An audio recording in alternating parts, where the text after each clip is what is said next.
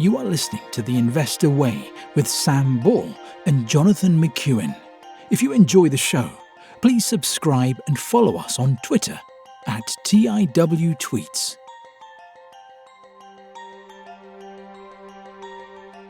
Hello, welcome to The Investor Way with me, Sam Ball. I'm joined by our special guest today, the Sloth Investor. You may know him better by his Twitter handle, Sloth_Investor.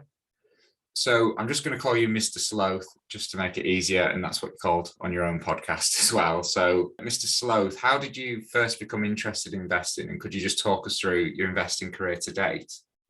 Yeah, sure. Thanks, Sam. And I just want to begin by saying that I'm really excited to be on your podcast. I'm a fan, and I hope that our time together proves productive and that we can benefit all of those who are listening. Just to go back to your question. So in terms of how I first became interested in investing, I think it stems from two key individuals, really. So first of all, I would say my father-in-law has been a really big influence upon me, a profound influence, because I come from a family with no prior history of investing. It wasn't something that was discussed at the dinner table. My mum and dad never invested. It just was never brought up. And then I met my wife, and my wife's father-in-law started to speak to me about investing. And if I'm totally honest with you, I wasn't really interested. I thought to myself, well, what do I know about investing? My family never invested. And growing up in the UK, invariably, when the stock market was mentioned, it was a hyperbole and a sensationalism and hysteria that you commonly associate with the stock market on television. And I thought, it's not for me. I'm not someone who'd go near the stock market with a barge pole, really. And then the more and more I spoke to him, the more and more I realized, well, given a bit of time and if you apply a bit of common sense, you can do well by investing. And he'd spoken to me about what he'd done, about being patient, about his philosophy. And so the more and more I spoke to him, the more and more I started to see that, perhaps investing is something that I could become interested in. So I guess he helped to turn my head in that respect. And for me, another key individual would be Andrew Hallam. So for those who are unfamiliar with that name, Andrew Hallam is the author of The Millionaire Teacher. And this is a great book that's been a godsend for international school teachers. I'm an international school teacher myself, and he has written, exhaustively about how to invest in a common sense way and the principles that he has applied throughout his investing career. So The Millionaire Teacher, that's a book that really resonated with me from the outset. So Andrew Hallam and my father-in-law are two key individuals. And perhaps I'll talk a bit more about Andrew Hallam in these books a bit later. But Andrew Hallam and my father-in-law are two key individuals that really, I think, have been the most influential upon me in terms of getting me started with my investing career. So how did that transition then from you just investing on your own to the Sloth Investor coming about? That's interesting. Really interesting question, Sam. So I think for me, having spoken to my father-in-law and then also having read Andrew Hallam's book, The Millionaire Teacher, I just became more and more interested in learning about investing in general. And, in particular, one name that cropped up, and I guess it can't help but be cropped up when you're reading about investing, is Warren Buffett. I started to read Warren Buffett's annual letters, his Berkshire Hathaway letters to shareholders. And in particular, there's a 1990 letter to shareholders. And there's a quote that really helped to form the Sloth Investor, the whole idea of Sloth Investor. And this is a quote from his 1990 letter to shareholders. Lethargy bordering on sloth remains the cornerstone of our investment style. And that has always had such a lasting impression on me, that quote, because it just really chimes so much with what I believe about investing. Because when we think about so many realms of life, we think about the application of activity and exertion. And perhaps I'll talk more about this in terms of my bedrock principles later, but we just think so much about what it takes to be successful in life. But when it comes to investing, I think it's one of those key ironies. In fact, less is more, just by sitting on your hands, not doing much. For me, that's one of the cornerstones of being a successful investor. Okay, so that really helped to lead me to the formation of the Sloth Investor. And also, when we think about the animals that we most commonly associate with investing, these are, of course, the bull and the bear. But I actually think that the sloth is the most effective, most appropriate animal to characterize successful investing. So for those who want to learn about how to be a successful investor, It's not so much the bull, it's not the bear. For me, it's the sloth. If you think about the sloth and the characteristics of the sloth, then that will help you to understand what it means to be a successful investor. What then led to the creation of because you only joined Twitter, I don't know when it was, maybe fairly recently, and then you've also got your own podcast now. So how did you then transition to deciding, well, I'm actually going to start putting my own content out there? For me, I wanted to really create this kind of compound creation of the sloth that really represented everything that I've learned about investing. So for me, I wanted to put together something that's quite short, but that would cover, for me, the key underlying principles that I have in terms of my investing style and philosophy. So I've got those, 5 bedrock principles, and they are simplicity, low fees, owning the world, time, and headstrong.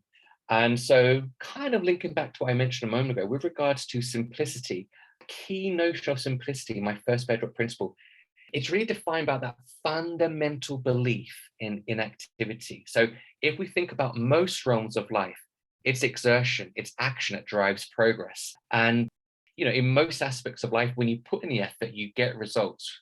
You get results, which means you exert.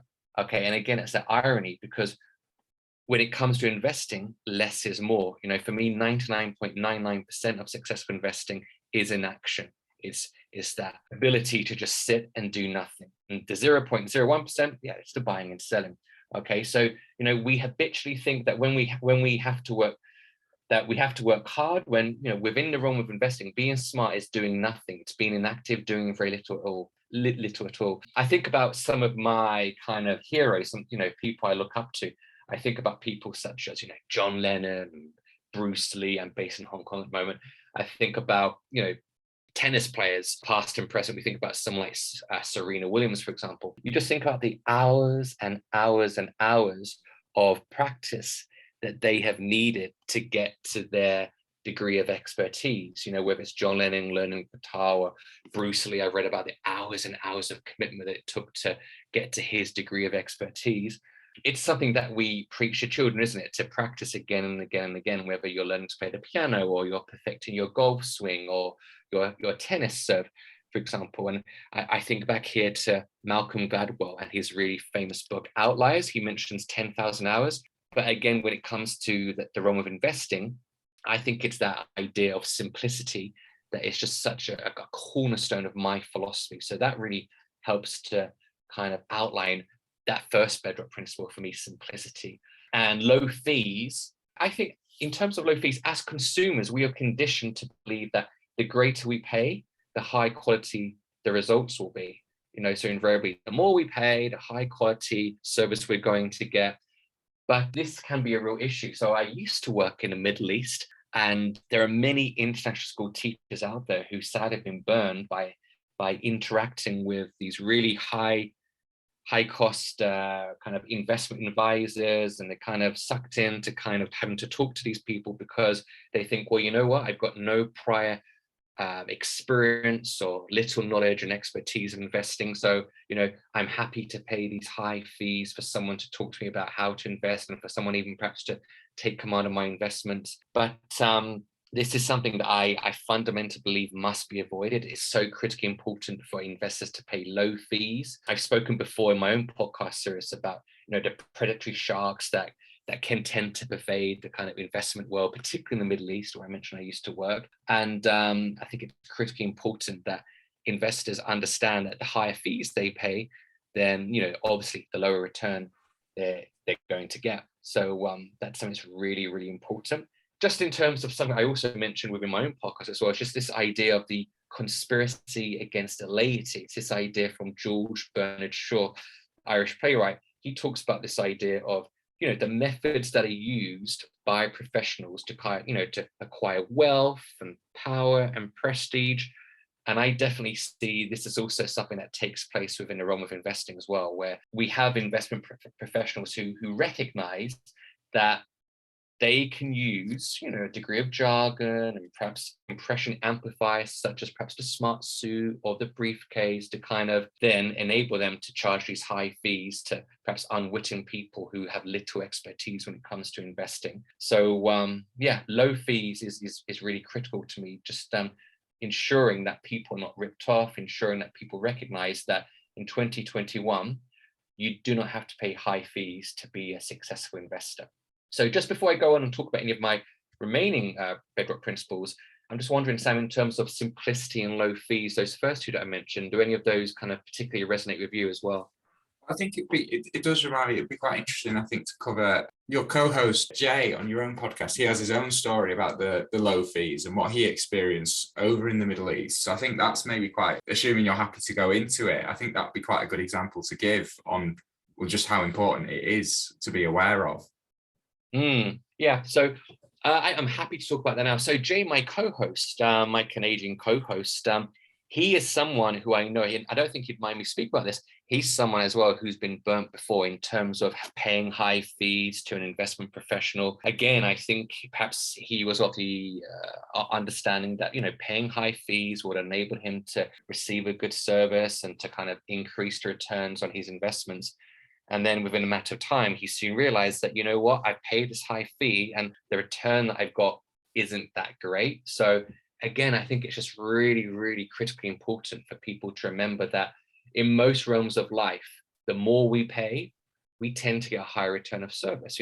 If we want to get a really high performing laptop, you're fine. If you pay that higher fee, you're going to get a high performing laptop that's likely to crash and perform well. Okay, if you want to get a really slick car that's going to perform well and perform a good service, yeah, it's invariably the case that you'll pay a high amount to do that. But when it comes to the domain of investing, it's not necessarily the case that the more we pay, the high quality the results will be. So I think, again, I can make a connection here to kind of authority bias in life. I think some of us can be sucked into thinking that, this person, who's wearing a sharp suit, who's carrying a briefcase, who's spouting a lot of jargon, they are this authority figure who I can place my trust in. But invariably, we find within the investment arena that that's not often the case. So I just caution people to think very carefully about who they pay their money to and who they've employed to kind of look after investments, because I just know from my background that, having worked in the Middle East for many years, there are these kind of snakes in suits, if you like, who kind of are these predatory sharks that circle the waters in the Middle East, and they have, unfortunately, caused financial distress to many people in that region. So I don't know if it's so much a problem in the UK, for example, but just in terms of my personal background, it has been a problem that has affected many people that I've worked with and close friends that I know. So low fees is certainly something I'm really passionate about. Yeah, I think in the UK, I think the problem's more that people just don't invest at all. So yeah. I guess the snakes in suits, as you call it, it's probably less of a problem, because I think people just switch off immediately if you start talking about the stock market, mostly in the UK. Yeah, I think you're right there, Sam. I think you're right, because I think the sad thing is that as an educator myself, I just don't feel that people learn enough about investing. Whether it's a primary school or secondary school, we could have that debate about the appropriate age at which people should begin to learn about financial literacy. But I think it's just, there are many factors that kind of contribute to this fundamental notion, like you say, that people just don't know enough about investing. For me, it was my family background. I come from a background in which no one invested before. I think also the imposter syndrome plays a part here as well. Many people think, well, investing, it's going to be about lots of numbers and number crunching, and perhaps I don't have the ability to do that. And I think for me, perhaps it's not so much about numbers and economics, but it's more about having an understanding of history, particularly market history, the historical long-term returns of the stock market, and psychology as well. So I know this is something that Morgan Housel, one of my favorite investment writers, someone I frequently follow, this is something that he commonly refers to as well. So making sure that you have an understanding of psychology and an understanding of history, particularly market history, and understanding those two things can really enable you to become a much better investor as well. Yeah, absolutely. Then it's just going back to simplicity as well. It just made me think of a Charlie Munger quote. I think he said it in one of the Berkshire meetings. I can't remember which one, but obviously there's the old saying like, "Don't just stand there, do something." And in one of them, he says, "Don't just do something, stand there." And that's how he describes like how you do well in investing, which I think a lot of people, I think a lot of people miss. They sort of assume that the more you're doing, almost the better it is. It's kind of like that trader mentality. It's like if you're doing something, it's sort of seen to be a good thing because you're taking action, whereas in investing, it's the opposite. Absolutely, you're right. I mean, I couldn't agree more. Absolutely, Sam. And yeah, I mean, for anyone listening, Warren Buffett and Charlie Munger, they're two of my key influences as well. So when it came to the formation of the Sloth Investor, my 5 bedrock principles, Buffett and Charlie Munger, two of my key influences. And something in my own podcast I like to do is invariably, every now and again we'll pepper the podcast with movie references. And I'm just thinking back to Heat, a 1995 movie starring Robert De Niro and Al Pacino.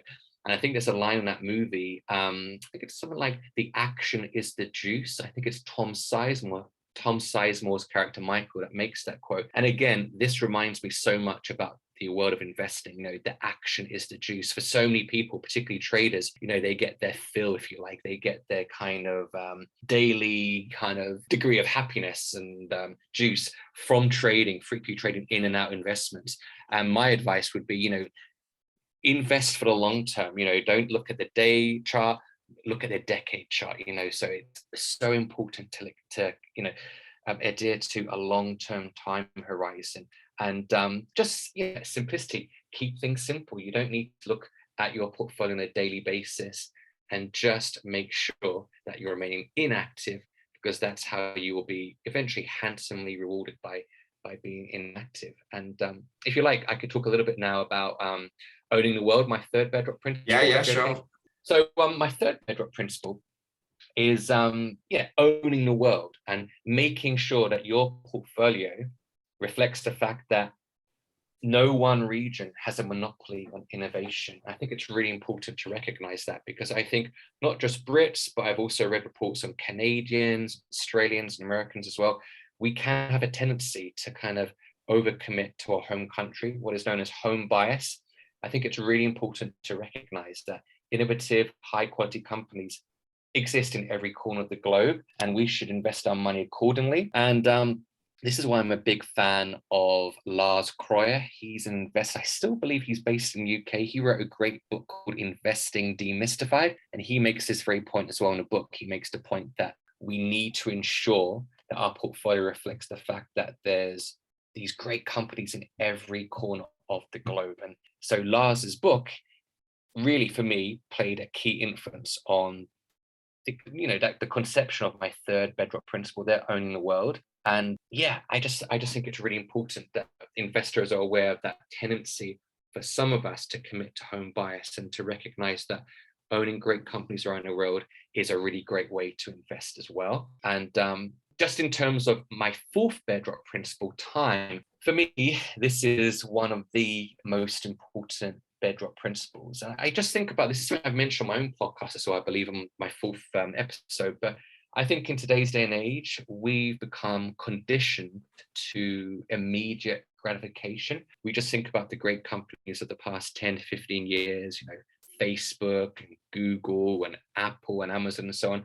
And we've just become slow as consumers. If I want to, answer a question very quickly, of course, I can go to Google. If I want to buy a book, I can, go to iTunes, or I can get it delivered within days via Amazon.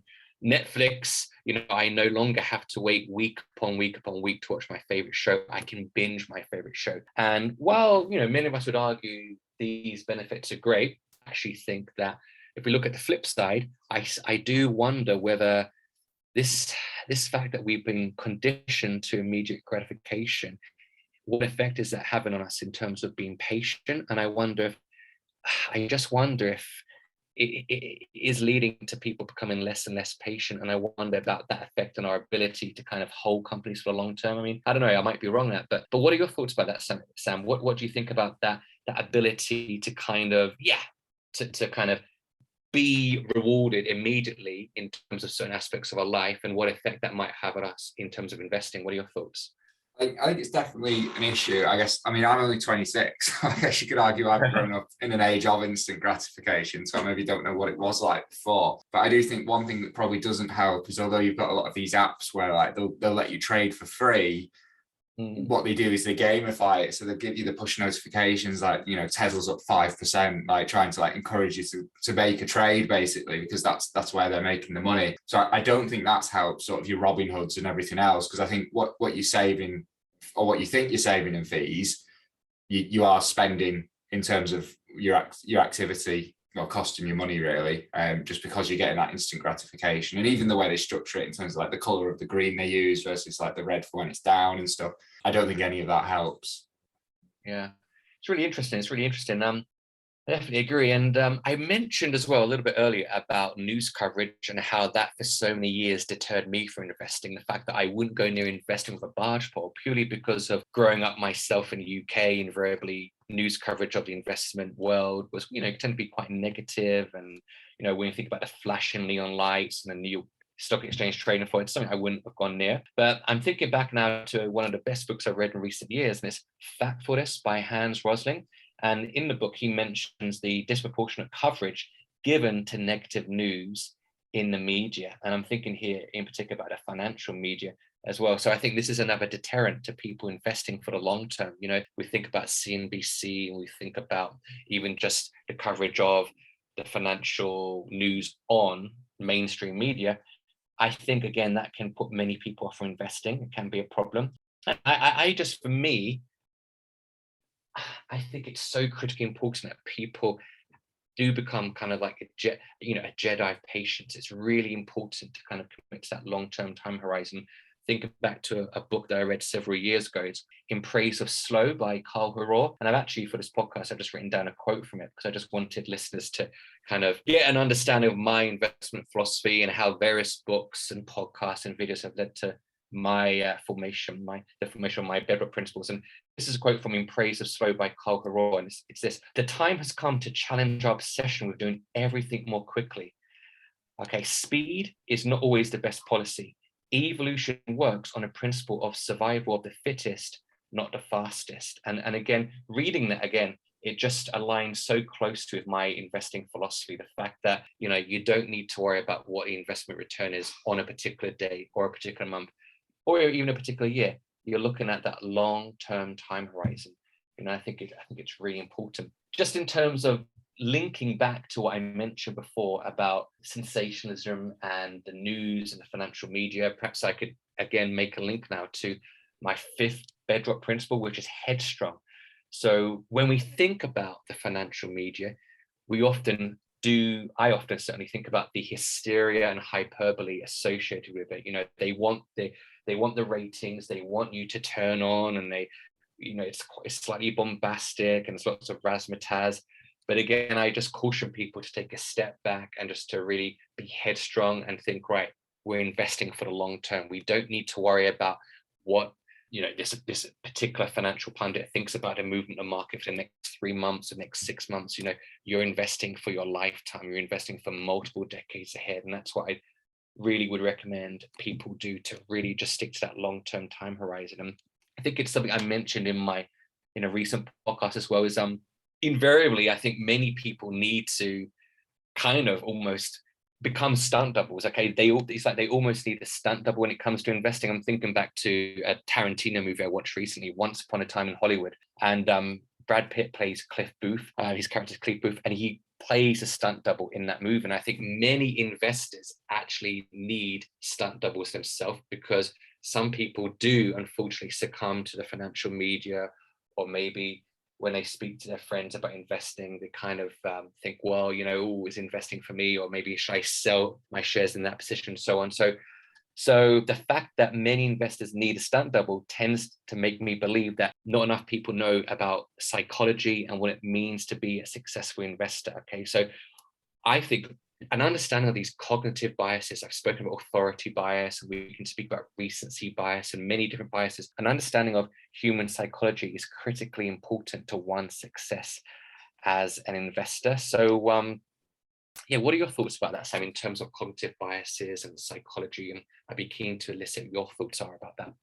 Yeah, I think there's a lot of it that comes in. I think it's really, really difficult with the biases because you can be aware of all the biases and it doesn't necessarily stop you. So an example is like the survivorship bias, isn't there, where people will go back and they'll look at, like, if you invested in this company 10 years ago, this is what your returns have been. They don't look at all the similar companies that didn't make it, because you're just looking at the winners because they're the ones that are still around. There's obviously there's recency bias, herding bias. There's so many. And it does link back, actually. I'd say a really good book for that is one you've recommended earlier, The Psychology of Money by Morgan Housel. But yeah, it's really, really interesting how it all ties in. And I think it does tie in well with being headstrong as well. Because I think of your 5 bedrock principles, I think being headstrong is probably the hardest one to teach, because you can know on paper exactly what you need to do, but until you're in a position where a stock you like is actually down 50%, you can't practice that feeling. And some people just really, they just panic, unfortunately, and it is very, very difficult. Which is, I think, one thing that I think is a lot of people, especially on Twitter, they do tend to borrow conviction from other people. And that's fine when a stock's going up, but when the stock's going down 50%, if you don't properly believe in that stock, you're probably going to sell at the worst possible time. Absolutely. Yeah, I agree. Absolutely. I think of the 5, I mean, headstrong, it's you can read about people that have been headstrong and you can watch videos and so on, but until you've actually gone through that lived experience, it is extremely difficult. So I think in terms of being headstrong, experience is the greatest educator in that respect. But yeah, fundamentally, I agree with you. It's so difficult. One thing as well that I just think is really important is just to kind of read widely and just to kind of understand the lived experience of certain people. I think this is an individual that I mentioned on one of my podcasts. I think it's episode 5. I mentioned someone called Grace Groner, and it's a fascinating story, really. This is a lady who died, I think it was around about 10 years ago, and she lived a pretty humble life. She lived in a pretty small house in a state. She never married, and she worked as a secretary for her entire life. And she bought a few shares in her company that she worked at, Abbott Laboratories. And year upon year upon year, she just bought additional shares again and again and again. And she basically, when she passed away, she left millions of dollars to a local school, I believe it was. And of course, she lived through World War II and the Korean War, the Cuban Missile Crisis, the oil crisis of the 1970s, Black Monday, of course, in 1987. And it's fascinating that through all those geopolitical events, she remained invested. However, the caveat I would throw in here is absolutely, I would not suggest to anybody to remain invested in just one particular company. So while I do praise her for being headstrong and for remaining invested through all those upheavals that she experienced in her life and that the world experienced, fundamentally, I wouldn't recommend to anybody to kind of be invested in one company. But just that ability to kind of look back and think, well, the great investors of the past, the geopolitical events that defined their lives, despite the turmoil that was, a result and effect of those events, they still remained invested. So it's fascinating to look back at these individuals of the past, Buffett and Grace Groner and others, and even Andrew Hallam, that I'm happy to talk a bit about, in more detail later. It's fascinating to kind of reflect upon those individuals. But fundamentally, until you've experienced when your index fund or when your particular individual company that you invest in or companies goes down 30, 40, 50%, it's very hard to kind of rationalize how that feels until you've actually experienced it yourself. Fundamentally. Before we move on to the next question, I just want to go back to your principle of owning the world. It just made me think of, you talked about home buyers, but one thing I think I've noticed on Twitter particularly is you get a lot of people where instead of home buyers, they almost have the opposite, where they only seem to consider stocks in the US. Whereas, even if you just look at US listed stocks, there's a lot of great companies that are in different parts of the world. So for example, like your C's and your Mercado Libres.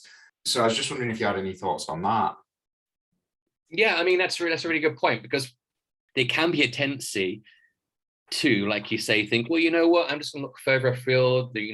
It's so easy nowadays with Google and seeking out for Motley Fool to find these great companies from around the world. But, don't forget that. Think carefully about the companies that you use on a daily basis in your home country and take a look at, websites and online magazines that might give you that depth of research about great companies in your home country. So yeah, I think it's, again, just about being balanced. So instead of, not considering companies in your home country, just really thinking carefully about, what are the great companies in my country and that are available and that I could invest in. So I think it's about that balance, really. But by the same token, just making sure that you're not overexposing yourself to companies in your own country. So I know, of course, being a Brit, I'm quite aware of companies that have done well in recent years. I know Games Workshop, for example. I know one that's come to my mind recently, I don't know a tremendous amount about them, is Scientific Digital Imaging. I was listening to, I think it was a JP Morgan analyst speak about this company recently. So it's a company that's kind of piqued my interest, and I'm keen to dig a little bit deeper into that. I believe the ticker symbol on a London Stock Exchange is SDI. But yes, certainly, I think it's just about being balanced, recognizing that, yes, there are great companies out there around the globe, but also reflecting back and thinking, okay, what companies are performing well in my home market as well. So Sam, I know, having followed you extensively now on Twitter, I know that you're someone who's a fan. I believe, correct me if I'm wrong, is it Airtel Africa? They're a ticket available. I'd love to learn more about them, available on the London Stock Exchange. Yeah, so the normal show, we cover 6 companies a week that are reporting. So obviously you get some weeks where you look at the list of, we usually stick to FTSE 350 companies. So you usually look down the list and you get some good ones. Like you might have a week where it's Unilever and Diageo and all those. So you don't really have to think because they almost pick themselves. And then you get some weeks where you're looking down and me and John are just like, well, we don't really know any of these companies, but there's only 6 reporting this week. So we're going to do those 6. And Airtel Africa was one of those, in that initially looking at it, it's listed as a telecoms company. So it's not something I would have really looked at if we didn't have to cover it on the show. And then we looked at it, and the first time we covered it on the show, we were going over it, and this company's growing at about 20 to 30% a year. They're operating, I think from memory, it's something like 13 African countries.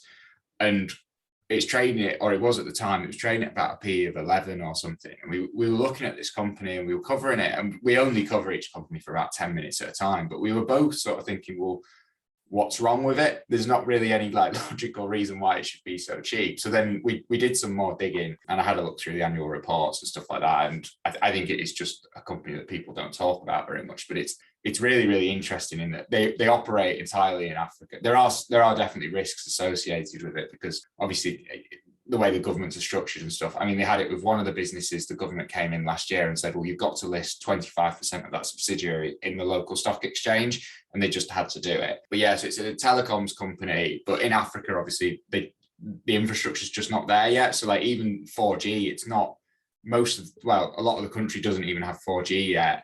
It's growing at about 30% a year. They're the second biggest telecoms company in Africa. And one thing that's really interesting is this company's at a P of 11, and that's just with the legacy business. But then if you actually look inside it, they've got another segment called Airtel Money. And Airtel Money is basically what they're trying to do, is they're trying to be like the PayPal of Africa. And Airtel Money, last year, it had a transaction volume of about $50 billion.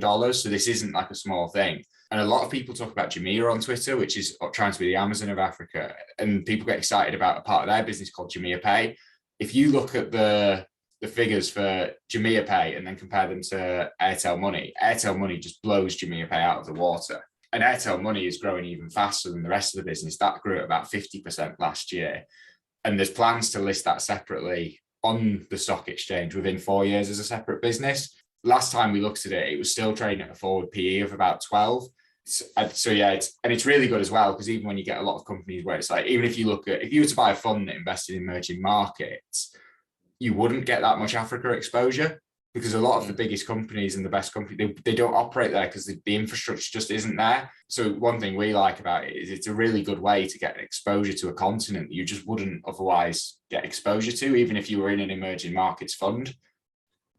Yeah, it's fascinating. I mean, I remember I've read a few of your tweets about Airtel Africa, and it's definitely a company I want to delve into a bit deeper. But yeah, really, really fascinating, the process you went through in terms of, well, hang on, what is it about this company? It doesn't look, correctly priced. It's definitely something to kind of dig into a bit deeper. And Yeah, really, really intriguing. So I'd like to thank you for kind of introducing me to that one. Really interesting company. I would stress as well, there are definitely risks associated with it. So they've got a fair bit of debt still, for example. But I mean, the debt, they measure the debt in terms of their targets, in terms of where it is in relation to EBITDA. And when they listed a few years ago, net debt was 9 times EBITDA, and that's come down to something like 2 times now. So it's almost priced as if a lot of the big risks that were there from a few years ago that they've now started to show that they can deal with.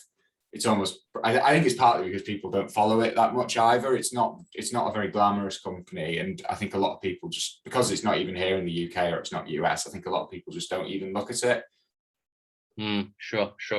Yeah, fantastic. So and you can give multiple ones if you want, but what are the best books that you've read on the subject of investing, and how much do you read in general?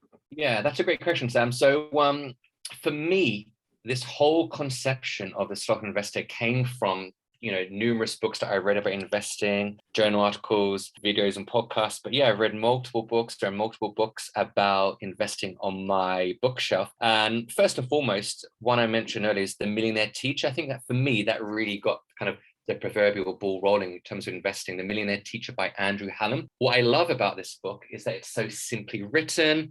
Andrew Hallam talks about his investing process and how, you don't need to be, an A-star student or, an A-star student in terms of maths, or someone with a financial background to invest. He talks about his journey in terms of, spending his money frugally, and just the journey that he's gone on in terms of investing from a young age. And he's now actually someone who's actually retired from teaching. And I know that he actually travels around the world talking to people, going to international schools, doing online meets, talking about how he has invested and passing on kind of his investment knowledge. Follow on for The Millionaire Teacher. It's another book from Andrew Hallam, I'd say, The Millionaire Expat.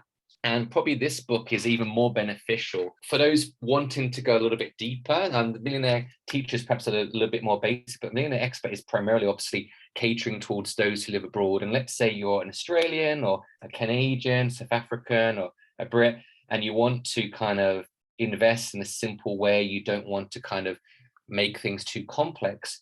He outlines what you can do. And the great thing about Millionaire Expat is that there are dedicated sections depending upon where you're from. So if you're an Australian, there is a chapter for Australian expats. Okay, so the best funds that will be most appropriate for you. Likewise, if you're a Brit or if you're Canadian, there are chapters dedicated to you specifically. So detailing the specific options that you can take in terms of making sure that your portfolio is nice and simple. He advocates, a less is more ETF approach to investing. Moving away from Andrew Hallam, I'm also a big fan of Morgan Housel. I've mentioned once or twice already. Morgan Housel released a book, I think it was last year now, The Psychology of Money. I'm a big fan of Morgan Housel's writing, not only in terms of the books that he's written, but also in terms of his Twitter account. He frequently publishes great content there.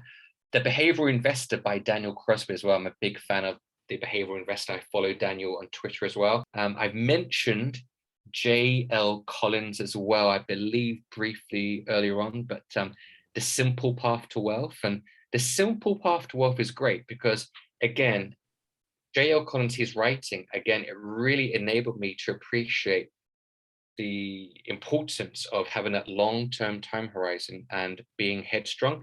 In the book, he talks about the Black Monday crash of 1987, and he talks about how he behaved and how, unfortunately, he succumbed to eventually selling off his shares, and he was worried about, long-term future of the stock market. And reflecting upon that was great for him because it enabled him to realize that, moving forward, I shouldn't behave like that. And I believe when the financial crash of 07-08 occurred, he behaved far differently. And I believe, unless I'm mistaken, I believe he's also gone to Google. He's actually spoken to employees at Google as well about his experiences. And that lecture can be seen on YouTube as well. It's a great lecture, about an hour long, but speaking to employees at Google. I'm a big fan as well of Howard Marks. Howard Marks has written a great book called The Most Important Thing Illuminated. He also, several times a year, he releases a memo in which he outlines his thoughts on the market and on investing in general. So Howard Marks, for me, is one of the kind of creme de la creme investment writers out there. Such a good writer. And most recently, I believe it was episode 12 of my own podcast, the Sloth Investor podcast, I actually had a discussion with Jay, my co-host, about William Green's book, Richer, Wiser, Happier. And one of the key reasons why Richer, Wiser, Happier resonated with me is because he speaks extensively about this concept of cloning. In the book, he speaks to various investors. He travels around the world to speak to kind of Warren Buffett and Manish Pabrai and various other investors. And this idea of cloning comes from Manish Pabrai, who is an Indian American investor. The reason why I recommend this book to people is to kind of get a deeper sense of this whole concept of cloning, because fundamentally, this is how I think we can be successful in life, whether it is within the realm of investing or whether it's within your career, whatever it might be. This ability to clone, to kind of copy ideas from others and then use those ideas to kind of form your own philosophy is so key. And that's, for me, one of my big takeaways from that book by William Green, Richer, Wiser, Happier. So yeah, I think for anyone looking to learn more about investing, I don't think you can go wrong with reading, the books that I mentioned. There are many more that I can mention, but I won't. But yeah, I'm someone who loves reading, not only investing, but I read quite widely as well in terms of other aspects of my life as well. I enjoy reading history and biographies, and I've got, 3 or 4 favorite fiction writers that I like to read as well. But I'm keen to know from you, Sam. I mean, are there any particular investment books, investment writers that you've enjoyed as well over the years? I reread The Snowball earlier this year, which is it's basically the official Buffett biography by Alice Schroeder, and that was actually fantastic. I think the first time I read it was maybe like 4 or 5 years ago, and there's a lot I didn't pick up on in the first read. And in the second read, I think there's a lot of the investment principles you can actually just pull out from that. In terms of other ones, I mean, I've read lots of great ones over the years, but I am just pulling out ones that I've read recently. But I've read Investing for Growth by Terry Smith. So Terry Smith's very well-known fund manager in the UK. His track record is fantastic, and he just buys high-quality companies. And it's a combination of, it's like 10 years worth of his articles and that he's written for like newspapers and the Financial Times and stuff, and also his letters to shareholders, and it just takes you through them chronologically. I thought that was one of the best books I've read, actually, just because it just really gets into the way he thinks. I'm just trying to think of some others, because there are absolutely loads. I did do The Psychology of Money last year, which I really enjoyed. A book I read recently, it was maybe like six months ago now or something, but The Defensive Value Investor by a guy called John Kigham. And that's really interesting, because his approach is a lot more like the Ben Graham approach still. And he's evolved it still, but he's a guy in the UK that's almost using this Ben Graham-esque approach. But what he does is he takes you through this approach like bit by bit. So he goes through the income statement, he goes through the balance sheet, and for each line, he's almost telling you, this is what I'm looking for. And what I really like about it is, even though it's not the approach that I would use, there's a lot of stuff in there that he gives you that you can then go away and think about. So for example, before reading his book, one thing I struggled with was companies with debt. Like how do you know how much debt is actually okay? And where is that threshold? And so so for example, like with him, he talks about generally, I think he says, once you get to like 4 or 5 times operating profit or EBITDA, it's really, really, that's really when you get into uncomfortable levels.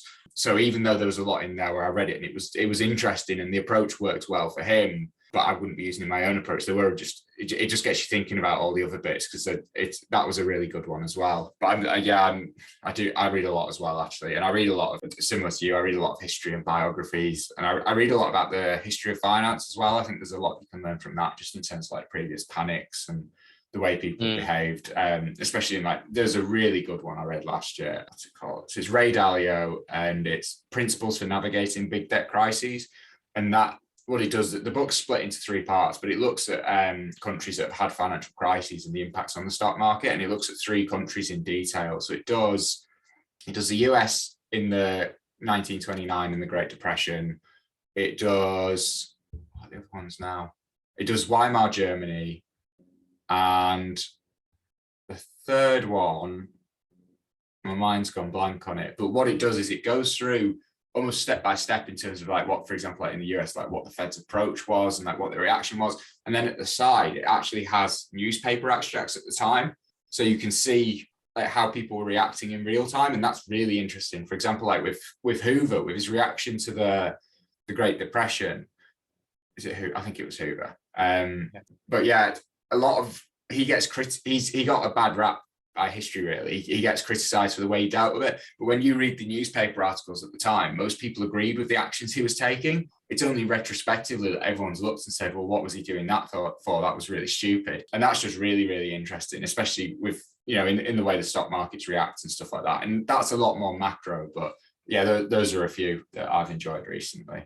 Yeah, it's fascinating. So it's really fascinating. I've taken that as you're speaking. I'm taking note of quite a few of the books that you mentioned. And the Dalio one you can actually get for free. So if you just search Principles for Navigating Big Debt Crisis PDF or something, you can download it from his company Bridgewater just by giving your email. So he's put it out there for free for everyone. So that's a really good one if you're interested in that.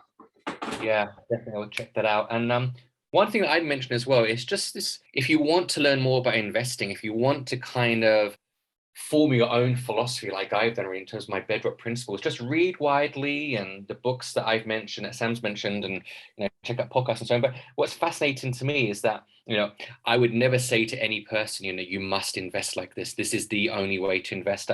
Something I mentioned on my podcast a few times is that just like when we go to a restaurant, we've all got our own unique taste palette. I happen to like spicy food. My wife doesn't. My kids don't so much. And we've all got our own, unique tastes and likes and proclivities, for example. And I think likewise with investing, I've got some close friends who invest, but we're all slightly different in terms of our philosophies. I've got, there'll be some people who purely will only invest in ETFs. Maybe there'll be some who go for a combination of both. There'll be others who, want to invest in individual stocks, and there'll be acolytes and fans of the Motley Fool and other services perhaps. So fundamentally, I think it's just about, if you want to become more knowledgeable about investing and kind of develop your own philosophy, it's just about reading widely and listening to podcasts and checking out videos and reading these books that Sam and I've mentioned, and just developing your own particular palette, what I call, your own IP, if you like, your own investing palette. And that can help you to kind of really solidify your own belief and philosophy when it comes to investing. So, I mean, going back to Howard Marks, I know I mentioned Howard Marks a little bit earlier with the most important thing. I'm a massive fan of his memos, and I believe there was one from earlier this year. I think it's February 2021. He released one called Something of Value, and he speaks again about how within the realm of investing, it's very easy to think about, this black and white notion of, this particular company has these fundamentals, so I won't invest in there.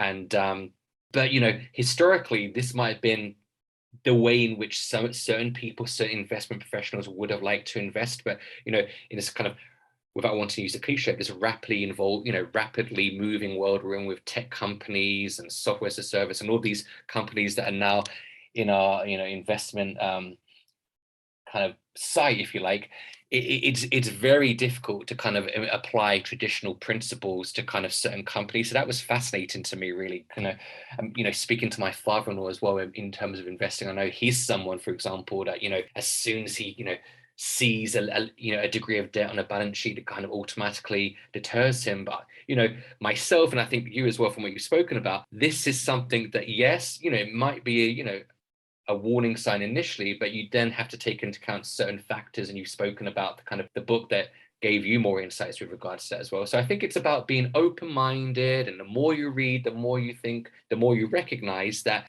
it isn't always the case that you have to apply this kind of black and white framework to investing. It's important to kind of inject a degree of nuance into your own investment framework and to form your own philosophy based upon your own experience and what you've read and podcasts you've listened to and so on. So yeah, fascinating to me. It really is. I think as well, you'll do a lot better listening to people and reading from people who have different opinions to people who have the same ones.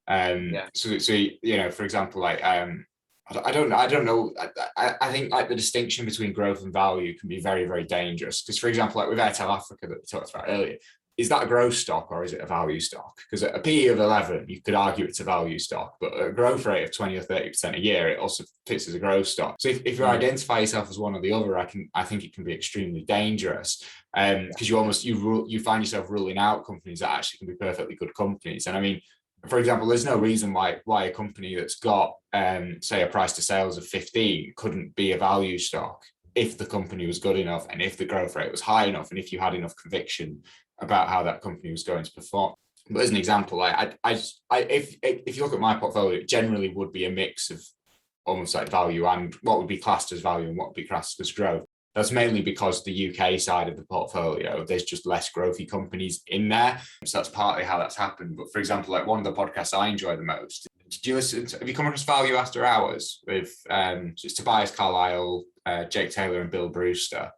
And they're basically three value investors, and they just get on and talk for about an hour a week about what's going on. But their opinions are very, very different, and that's why I enjoy it so much, because it's just so interesting to hear that. Because it's almost their approach is almost like the opposite to the David Gardner approach of just, you know, buy the most expensive, highest growth companies and just hold them forever. Sure. Yeah. I believe I listened to a podcast with Bill, which I think he did. Am I right in thinking, Sam? He's got his own one now as well. Yeah, Bill does. Yeah. Bill's one's fantastic. There's some really good interviews on his one as well. Yeah, fantastic stuff. Yeah, no, definitely. I think it's just when it comes to the domain of investing, you know, like you say, I'd advise anyone not to have a black and white approach, but just to kind of have this like shades of gray approach to thinking, just thinking, okay, rather than just classifying yourself as a growth investor or a value investor, just look for the kind of like, you know, shades of gray middle ground and think, right, well, why dismiss certain companies because of this particular framework? Just be open-minded and just expose yourself to kind of different philosophies and frameworks and just see what works best for you. But yeah, fundamentally, I do agree that, you know, it's good not to pigeonhole yourself, but just to kind of form your own unique philosophy in investing. Absolutely. Yeah. So what are the best resources that you use for investing? And these can be free or paid. Yeah. So in addition to, I started out with obviously by reading The Millionaire Teacher, and I learned about ETFs, index funds, and so on. But I soon moved on to the Motley Fool. So my father-in-law, who has been a key influence on me and my investing philosophy, spoke to me about the Motley Fool, and I've always been a big fan of the Motley Fool and the Gardner brothers, and I have subscribed to their services before, such as Stock Advisor and Rule Breakers. So again, I'm a fan of what they've done over the years for regular, everyday, ordinary investors, if you like, because they are people that advocate, you know, long-term time horizon, don't worry about volatility.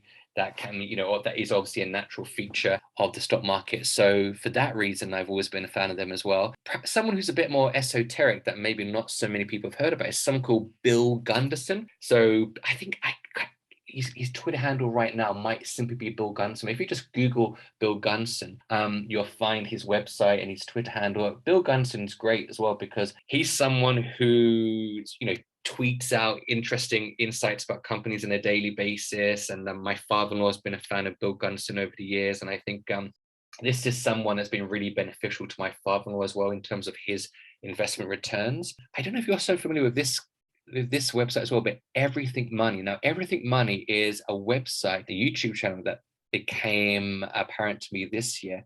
And they're run by a set of guys, by Seth and Paul. And what they do is really interesting. So kind of in contrast to the Motley Fool, you mentioned the fact that, you know, David Gardner's approach would be to kind of, you know, advocate these high growth companies and perhaps less of an emphasis upon fundamentals in terms of the kind of Benjamin Graham approach. Everything Money, they really, really take their time to dig deep into the fundamentals. So Everything Money is a YouTube channel that really focuses on value, you know, the valuation of companies and the kind of free cash flow and, you know, the yearly revenue and so on and the degree of debt. So again, they're fascinating. If someone isn't so much a fan of the Motley Fool and they do get scared of the companies that they recommend, and in terms of the fact that, you know, the fundamentals aren't quite what they would look for, then I recommend them to watch the Everything Money YouTube channel. They're really fascinating. There's a guy called Paul that will go through a company in rigorous detail, the fundamentals and why he would or wouldn't invest in that company. So Everything Money is a really, really fascinating YouTube channel for me. Seeking Alpha, of course. Seeking Alpha is good if I'm doing due diligence on a particular company. Then Seeking Alpha would be a great resource for me to dig a little bit deeper. And then even just here in Hong Kong, I'm part of a WhatsApp group with some people that I work with, and we bounce ideas off one another. And I think that's great to do if you've got some like-minded people that you work with, or family members or friends. It doesn't do any harm to have perhaps, I don't know, 6 to 10 people in that group. And kind of when you come across a great company that looks particularly interesting, to share that with other people and see what they think, and to get a contrasting view. You're not looking for confirmation bias, you're looking for people to kind of tell you as well, I don't like this aspect of the company, or have you seen the fundamentals, or what do you think about this particular valuation metric, whatever it might be. So that's really interesting for me as well. And what about yourself? What do you use in terms of free or paid resources? What's been working for you? So I listen to a lot of podcasts. I think they're fantastic. So I don't really listen to any music now. I just listen to podcasts instead. And in terms of resources, I've got subscriptions to the Motley Fool UK, Motley Fool Rule Breakers, and I've got 7 Investing as well. I generally do my own research anyway, but I do like to read it, and it's quite good for is just putting companies on my radar that I wouldn't have otherwise considered. And if I like one of their articles, I'll then go and dig a bit deeper. I think you can do perfectly well actually with services of that quality, and if you've almost vetted the people behind the services, if you were to just blindly follow the recommendations and hold them, I think you could probably do perfectly well just from doing that. But I just enjoy doing it myself, and I like to understand what I'm investing in. In terms of doing my own research, I generally will use the company's investor relations page. Once if I've read an article on something that's come across my radar, I'll go and look through the actual earnings and the reports. I just generally find that easier. But yeah, that's the main stuff I use. And Twitter as well. Actually, I would class Twitter as a resource. I get a lot of useful information from Twitter. I think once you've really sort of finished your following list, I think Twitter's absolutely fantastic for a free tool. Absolutely. And that's a great thing about investing as well. I think just the more knowledgeable you become, the more you actually learn about the world. That's why I'd say to people, if I were to outline, let's say, not so much my 5 bedrock principles, but my 5 reasons for investing, one of the key things for me would be you just learn so much more about the world. I think perhaps this is a company we might touch upon later, but I think about Axon. So Axon is a company that first came to my attention because of the Motley Fool. I just happened to be reading the fool.com website, and it just fascinated me, that particular company and what they do and what they're doing to kind of, without wanting to sound mushy, but improve the world, improve the lives of people around the world, and to make the world safer. So you can, when you start to learn more about investing, learn so much more about the world, whether it is electric cars or the environment or policing, or whether it's biochemistry, whatever it might be. You just can fundamentally become a much more knowledgeable person by investing. Absolutely. Who do you look up to the most as an investor then? Yeah, great question, Sam. So, I mean, first and foremost, for me, one of the major influences upon my philosophy on investing is Andrew Hallam, like I mentioned. And for me, I think what it is as well is he actually comes from a similar background to myself. His father was a mechanic. My father was a mechanic as well. So he's come from a similar background, that blue collar background as well. And I just love the fact that Andrew Hallam has really imbibed what I call the spirit of philotimo. So philotimo is something I've mentioned on my podcast before, but it's this Greek term, and it means to be of service to others, to focus on and assisting others. And I like the fact that, he's written this book, The Millionaire Teacher.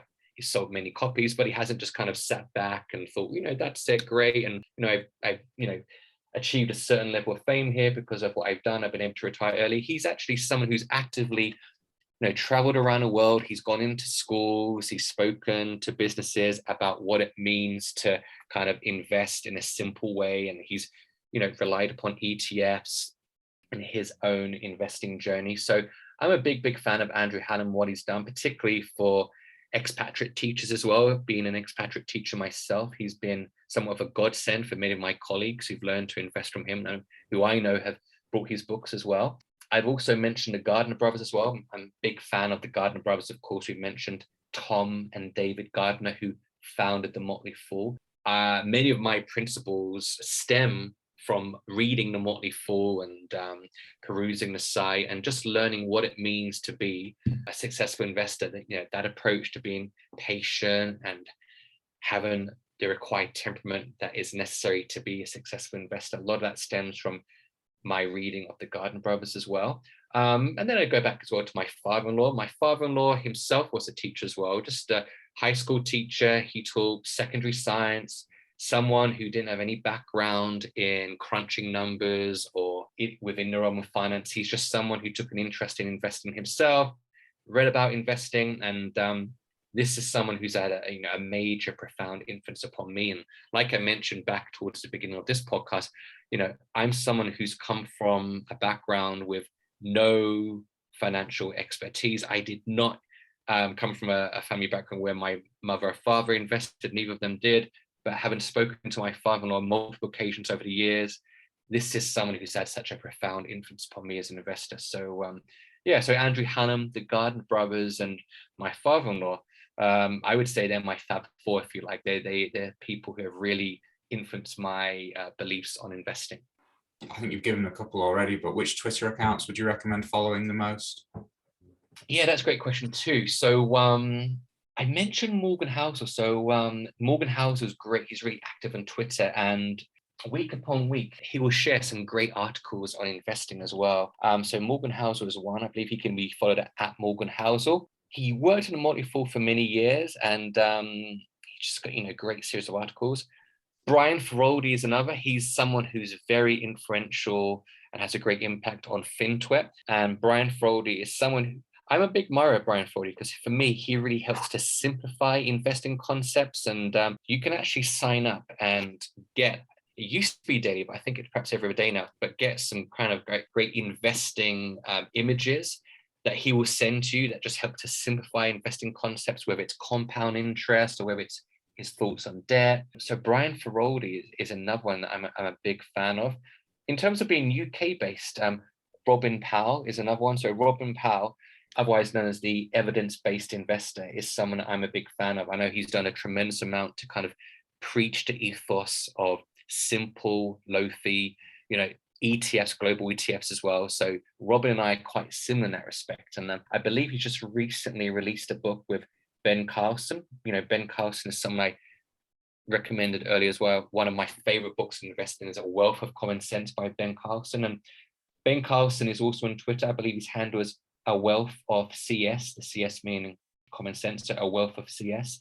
And I'm also finally a fan of Beth Kindig. So Beth Kindig is someone that I'm really such a fan of, because she's actively involved in the tech scene over there in San Francisco on the west coast of the United States. And whenever Beth releases a new podcast, whether it's with someone from the Motley Four or someone else within the investment community, I'm always sure to catch what she says, because I just find that she writes and speaks so authoritatively about investing. She's someone who's so knowledgeable. She speaks to people who are actively immersed in the tech scene over there. So I'm a big fan of Beth Kindig as well. So I guess they're my 5 or 6 individuals that I enjoy following, amongst many others. And of course yourself, Sam, as well. I mean, if it wasn't for yourself, I wouldn't have learned about Airtel Africa. So no, Twitter's been great. I joined, I believe it was just 7 months ago this week, March the 7th, I joined Twitter Sloth Investor. And the growth's been great. I've been really happy with how well the Sloth Investor has been received.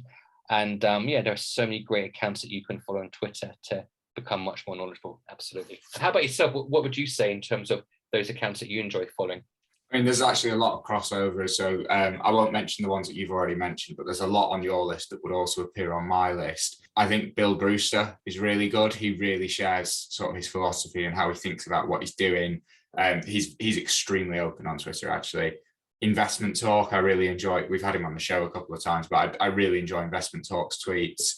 In the UK, there's 2 guys called Phil Oakley and John Human, and they're excellent. They used to work at the Investors Chronicle, and they left recently, and they've just started their own website. It's called invest-ability.co.uk, and they're really good. Especially, they've actually got a podcast as well. They call it the Quality Shares podcast, I think, about UK stocks. But if you go to the website, I think if you give them your email, you'll get a free report on Games Workshop as well. But yeah, they're very good. I think Flosser is very good, who we had on the show. But what I really like about Flosser is just how, obviously, if you look at his portfolio, it's just filled with multi-baggers. But then, obviously, he's very open about what he's actually doing in the portfolio every month. So I think there's a lot that can be learned from Flosser. I think I'm getting the name right. There's a guy called Value Stock Geek And he's really interesting as well. I mean, I could go on all day. I'd say if you like the ones that we've mentioned, I would say just go down both of our follow lists, and any that look interesting, just give them a follow, because there'll be so many that I haven't mentioned. So what do you know now that you wish you knew when you started investing, and what advice would you give to yourself when you were just starting out, if you could? Yeah, so despite reading Andrew Hallam's book, The Millionaire Teacher, and despite talking to my father-in-law, I still think at the beginning of my investment career, I suffered from a lack of patience. I really did. Yeah, I mean, I was thinking to myself, you know what, if I buy shares of a company and within months, let's hope that company goes up. And I made, I'm happy to, confess that I made some fatal mistakes here in terms of, buying companies and being impatient. There's one I could talk about, Microsoft, for example. I think it was around about autumn of 2015, perhaps around about September of 2015. I think shares were around about maybe 40 to 45 US dollars. And I remember buying shares, and it would have been about early 2016. I remember looking at my portfolio and thinking, oh, Microsoft hasn't done much. Why don't I sell my shares of Microsoft and buy something else? And made a classic mistake of not being patient, of not being a Jedi of patience, like I spoke about earlier. And lo and behold, I think shares now, I think I looked earlier this week, I think they're around about 290 US dollars a share. So I worked out something like, I don't know, I think it was 580% I've missed out on, and 38% compound annual growth I've missed out on purely because of that lack of patience. I could kick myself now looking back, but back then, my philosophy in investing wasn't fully formed. I thought I knew about investing. I thought I had the fundamentals, the basics down, but I fundamentally suffered from a lack of patience. So I would say to anybody listening, look into the thesis, do your research, form your conviction of a company. And if you've got a firm conviction, if you've done your due diligence, if you read through annual reports, you've looked on Seeking Alpha, you've done the research that is necessary, and if you've got that firm conviction, then stay headstrong and just be patient. Just be patient. And that's one of the great things as well that I think investors can learn from your interview with Flosser. It's one of the key reasons that I became interested in you, Sam, and your podcast is because I listened to that podcast. It was really great to listen to Flosser speak about the companies that he's invested in and just that patient approach that he's got to investing. Okay. It might take a year, it might take several years for a thesis to play out, but it's so critically important to be patient, to be headstrong, and to commit to that long-term time horizon. So the advice that I would give to myself when I was just starting out would be to be patient. And, like you say, it's very easy to, for me to spout off, be headstrong, but until you've gone through that lived experience, it's very hard to kind of self-actualize what it is like to go through volatility or to go through kind of like minimal return on a particular company. I think my Microsoft shares might have been down a little bit at that time, but if only I'd have been a little bit more patient, then I would have obviously reaped the rewards so far. So just adhere to those fundamental principles, fundamental principles of being patient and having that calm temperament, of being headstrong, if you like. Yeah. So how have you evolved as an investor then? I think it's just, I think it's that lived experience. I think it is that lived experience of seeing the movement of the stock market, seeing how companies perform, and just reading more and more about investing. So it's those books that I've mentioned, whether it's Morgan Housel or whether it's J.L. Collins or whether it's Ben Carlson. Evolving as an investor for me has been my journey as investing in terms of reading books and listening to podcasts, conversations I've had as well with colleagues. So here in Hong Kong for many years, and I've been part of a WhatsApp group and bouncing ideas off one another. I know it's helped out myself. It's been beneficial to my colleagues as well when there have been periods of volatility, when perhaps if I've been investing on my own, if I'd not been having those kind of discussions with others, perhaps, I would have been tempted to kind of like, to yield to, the volatility, but forming that clear philosophy, that those 5 bedrock principles has enabled me to see that, I just need to remain inactive. I need to ensure that, I switch off, and luckily when we think about the sloth, sloths are half blind, they're half deaf. So I think for me as well, in a jokey way, that's kind of beneficial because I can tune out the noise when other people are fretting about the day-to-day movement of the market.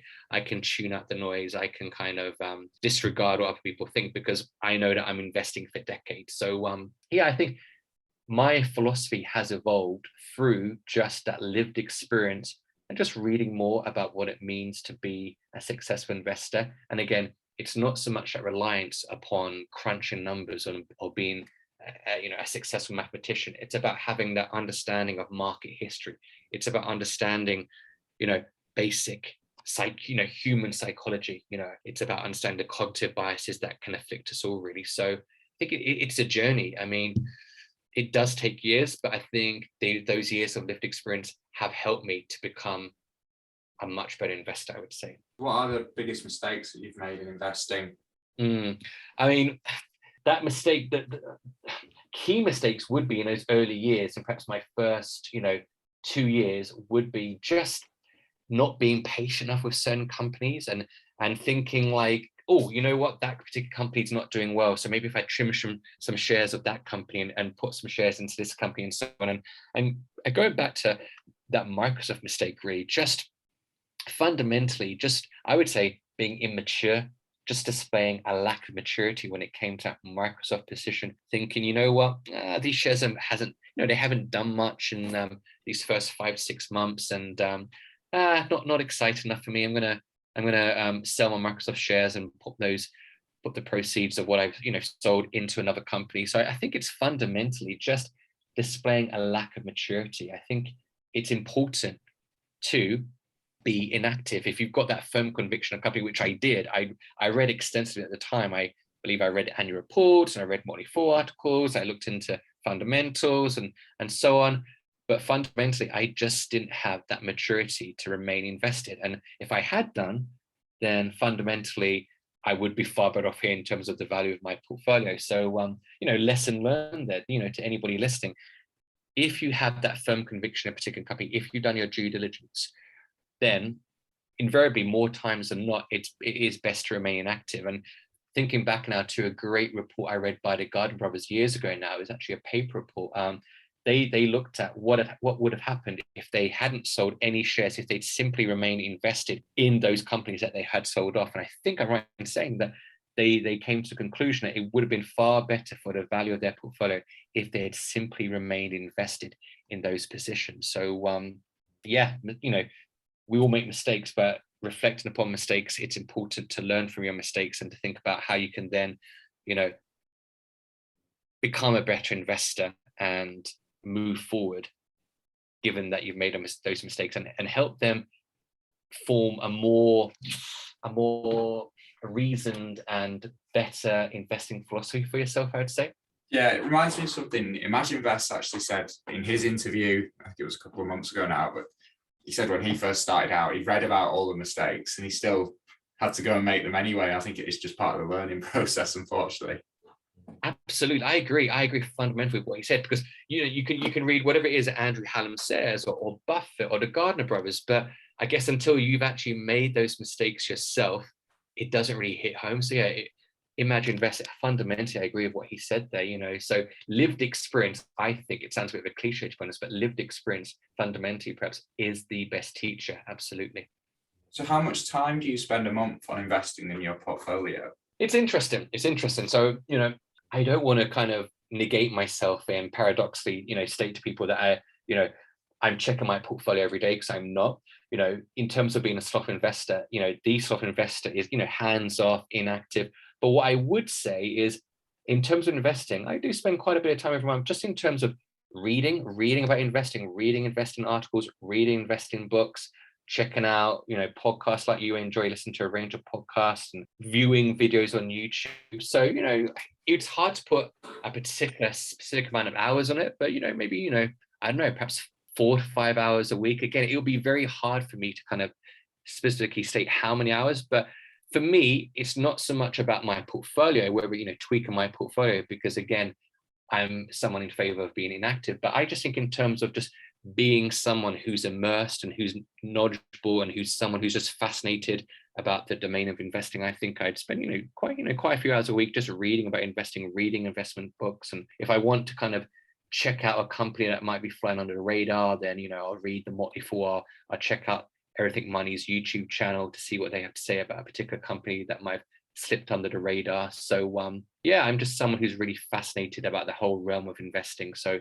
it's certainly something that takes up my time. There are other priorities, of course, my family as well. I've got other interests as well. I like to read outside of investing as well, history and biographies and fiction books I mentioned. But yeah, certainly, several hours a week, I'd say, investing does take up.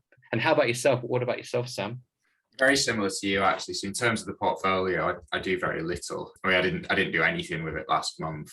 I haven't actually checked it for a couple of weeks. But yeah, I do read a lot. It's hard to quantify the time, because obviously I read a lot of other subjects as well. I'd say maybe 1 in 3, 1 in 4 books is investing, but then there's a lot of other subjects that I'll get stuff from it, especially the history. And when I read about history of finance or more general economics, I do get a lot of stuff that I can then take into the investing from that. And then I've also been trying to read a lot more. I've been trying to read more biology recently, and there's a lot of lessons from biology that you can take and apply to investing. And then even just, I am a big Twitter user, and because my Twitter is just filled with investors, I'd say that probably counts towards my portfolio. So yeah, and then I listen to podcasts as well. I'd be surprised if it's less than 10 hours a week, but as to how much it is, it probably does vary a lot from week to week, just depending on whether the book I'm reading presently happens to be an investing book or not.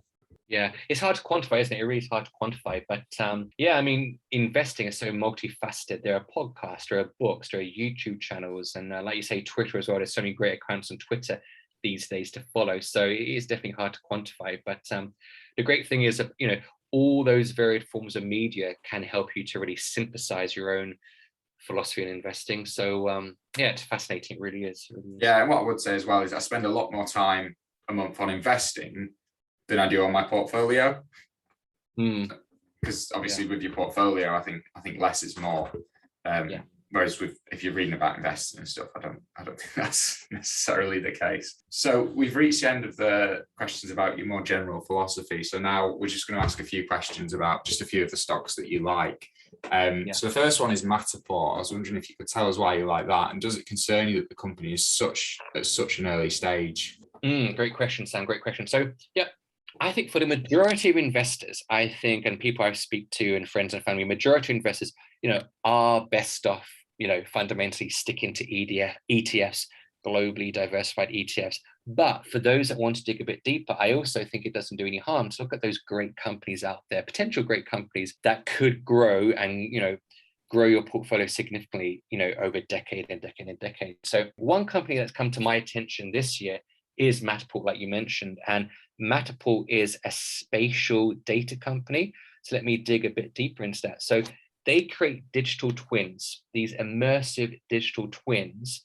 And so, for example, if you are a real estate company and you want potential clients to kind of learn more about a particular space, whether it's a commercial space or whether it is a residential space, you can create a digital twin of a property whereby people can go in, they can dive deeper into what a particular room is like.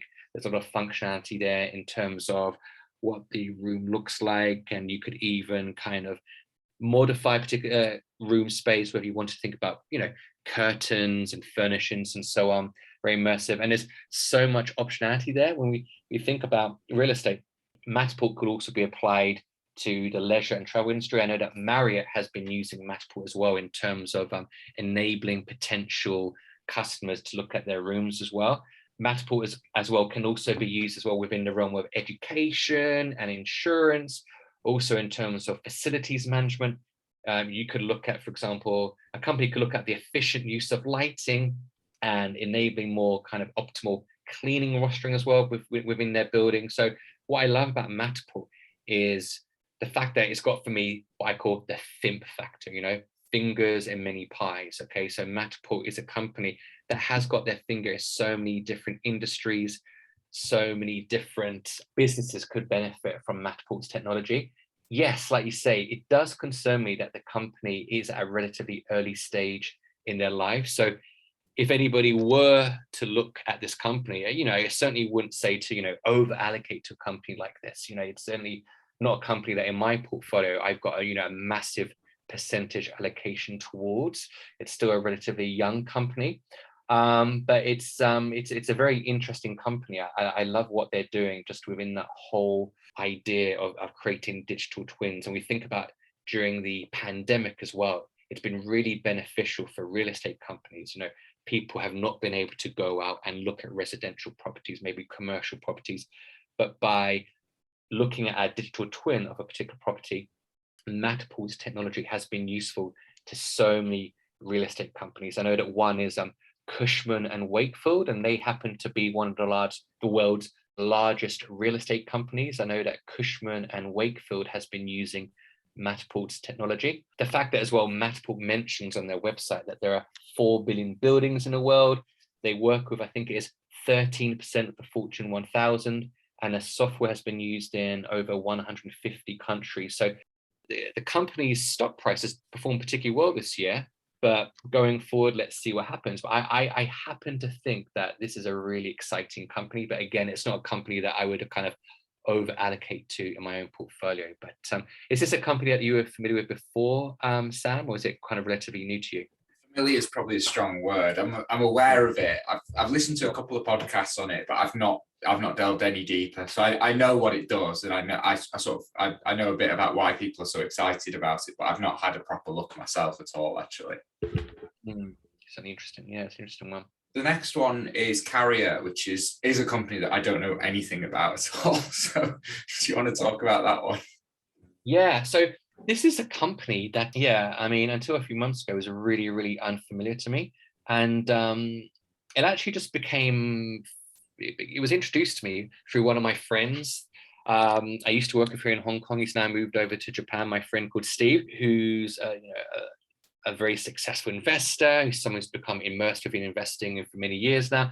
And he introduced me to Carrier, and he spoke about it to me. And Carrier basically, ticker symbol is CARR, ticker symbol on a New York Stock Exchange. And Carrier is one of the largest US manufacturers of air conditioners.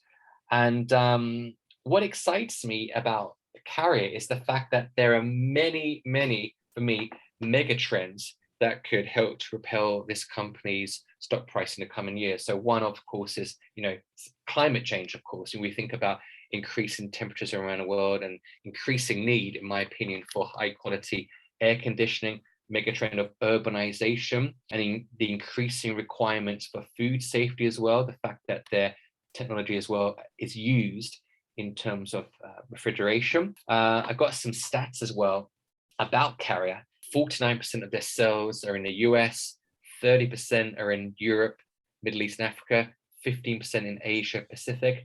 And they're one of the leading manufacturers of air conditioning around the world. And I like as well that they've got this kind of collaboration between themselves and Amazon Web Services. They're developing this new offering called Links. And basically, this is an ecosystem that helps to optimize the safe and sustainable transport of perishable goods, and helps to kind of ensure medicine across the supply chain is moved in a safe way at adequate temperatures as well. So Carrier is a really fascinating company. What I love about this company is it kind of flies under the radar. It's not a company that many people will have heard of, but I think with these trends in the coming years of climate change, urbanization, I think it's a company that could do really well in the coming years. So Carrier stock. Yeah. So the final one is one that I have heard of. It's discussed again. I've never I've not had a deeper look into it. But I know it's discussed quite a bit on the Motley Fool podcast, and you talked about it a bit earlier already. But the last one is Axon. Could you just talk about what you like about that? Yeah. So Axon is a company that I fundamentally love what they do. I believe David Gardner from the Motley Fool, he has this great phrase. I think I'm paraphrasing it, but it's something like invest in your best vision for the future, something like that. And Axon for me fits that description perfectly. So they used to be known as Taser International, and the company's mission is to protect life. And so what Axon is seeking to do is to make the bullet obsolete. Okay, so they've got a series of different services and products that they have. And one of the key ones is they have this body camera business, and it's kind of this software as a service business. So police divisions or across the US can download all of the footage from their officers, who are obviously wearing a body camera, and they can download all of the footage and analyze it. They've also got dash-mounted cameras, and this footage is stored on a website known as evidence.com. They've also got a particular service known as Axon Air, and that's involving a series of drones. I know that Axon also sells productivity services to help out police divisions across the US, just in terms of enabling more efficient and quicker use of the management of their kind of tracking and what's happened in terms of daily instances, in terms of what's going on in terms of crime across their particular locale. That saves officers time. Instead of officers filing paperwork by hand, they can use Axon productivity software. So so many things that impress me as well, and not only across the US, but there's so much international growth as well. I know that earlier this year they had a lot of contracts that have been offered to, and they've gained contracts across the world in terms of Brazil and the Netherlands. I was reading their website recently. I know that Sao Paulo State Military Police became the first police agency in Brazil to adopt Axon's body camera solution. And I know that in Israel, the Israeli police force, they've been awarded Axon has been awarded a contract by Israeli police force to supply their software across the country. So I think Netherlands, Israel, Brazil, I think even Canada I've read as well, police services in Canada as well have been using Axon services as well. So great international growth. The board of directors as well for Axon also really is fascinating to me, because I think the company can really leverage their expertise. So there's two individuals at Axon in particular that I find really intriguing. One of their directors is Caitlin Kalinowski, and she's the head of VR hardware for the AR VR division at Facebook. And I really think as well that her kind of presence on Axon's board of directors is really fascinating. I'd like to kind of know a bit more about her input and influence that she has. And there's also someone called Hadi Partovi. He's a CEO and co-founder of Code.org. And he's also been a strategic advisor at companies such as Facebook, Dropbox, Airbnb, and SpaceX. So just the board of directors, I've just mentioned two there, but the board of directors at that company is really fascinating and intriguing. And I just fundamentally think there are so many things that interest me as an investor in this company. So Axon, I think, is a company that has so much potential growth going forward. And the previous share price appreciation has been pretty good as well for Axon as well. We'll have to have a look at that, because there's a few investors that I've got quite a lot of respect for that have mentioned it. So there's obviously something about it. So we've got to the end of the questions. So is there anything else that you'd like to discuss? And if not, feel free to just tell everyone where they can find you and plug your podcasts and everything else. Just in terms of what I like to discuss as well, I mean, I'm passionate about financial literacy for young people as well. So moving forward, that's going to be an area of growth for me as a Sloth investor. So in 2022, there's a few projects that are kind of in a relatively embryonic stage that I'm looking to kind of put out in 2022. But being an educator myself, I'm particularly fascinated about what others can do in terms of financial literacy for young people, particularly, teenagers, perhaps even kids who are even younger. So that's fascinating to me. And just in terms of reaching out to me and how you can find me on Twitter at Sloth_investor. And my podcast is available on Spotify and Apple Podcasts as well, the Sloth Investor. And that's shown really good growth in recent months. We've reached about 50 plus countries. So it's been doing really well. And it's been about 7 months on Twitter, and the Sloth Investor has really taken off. It's been doing really well. And really, really hope that continues to go forward in that way as well. I think that's everything. So thank you very much for coming on the show and taking the time. I'm sure people will get a lot from it. And your answers and your bedrock principles they really have been fantastic to listen to. So thank you for doing this. Thank you so much, Sam. Thank you. And I just want to reiterate again, you're a great follower on Twitter as well. I enjoy listening to your podcast. And I do hope people can take a lot from our discussion together. I really do. Okay, perfect. So in that case, thank you everyone for listening, and we'll see you next week. Thank you for listening to The Investor Way. To get in touch, please follow us on Twitter at TIWTweets. This podcast is for entertainment purposes only and does not constitute financial advice. Neither Sam nor Jonathan are financial advisors. For investment advice, please consult professional advisors.